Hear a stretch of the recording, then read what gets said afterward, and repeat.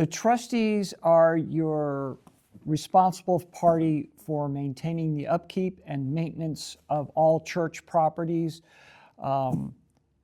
Everything from the parking lots to the sanctuary, the HVAC systems, making sure that the property looks appropriate, the parsonage is operational, that people have toilets to flush, and electricity, cool air, heat in the winter. We're pretty much the do-it-all.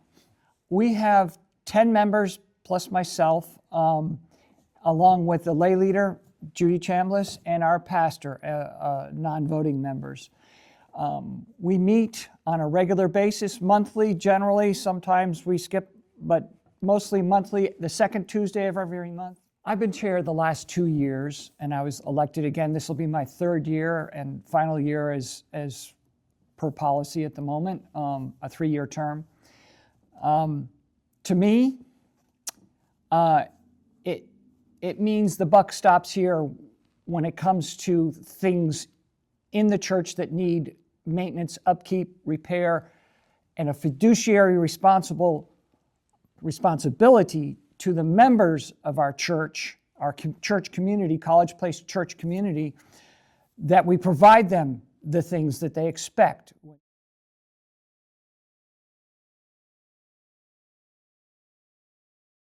I happen to have a list here.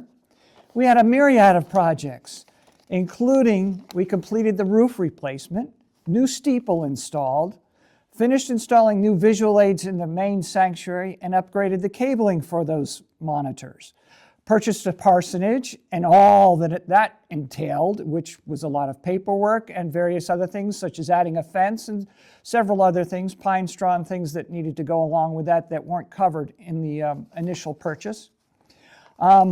We installed new projectors in the CLC, new fiber optic cable from the church office down to the CLC to improve the connectivity for streaming, so that when Chris does things with the communications, we look better. People can see us. We will move from Comcast over to Live Oak, which saved us some money because we were using 2 internet modems to keep things running, and now we're down to 1 modem, and it's a whole lot more economical, with improved speeds, and we've added wireless fidelity now down through the hallways, Wi-Fi, and across the campus. We've installed a new monitor in the conference room, which may get more flexible here in the future. Repaired the ceiling in the narthex. Installed 2 new stoves that were donated, and repaired the warmer in the kitchen. Replaced a complete HVAC unit in the hallway outside the office, and repaired the one in the sanctuary. We've replaced ceiling tiles, light bulbs, weeded, striped parking lots, repaired irrigation issues, removed trees, trimmed limbs away from the roof, stripped and waxed the floor in the CLC once this year, removed several candle wax stains.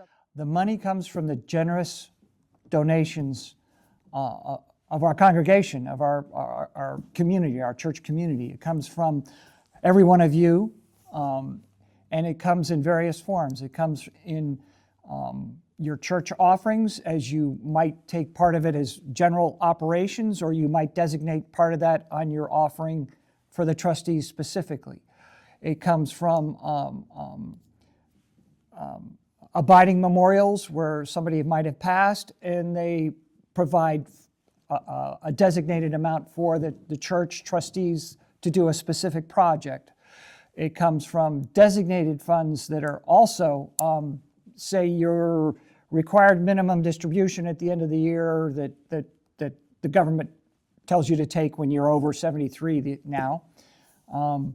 And you might give a portion of that to us as well, to help us complete these projects and or maybe look at future projects.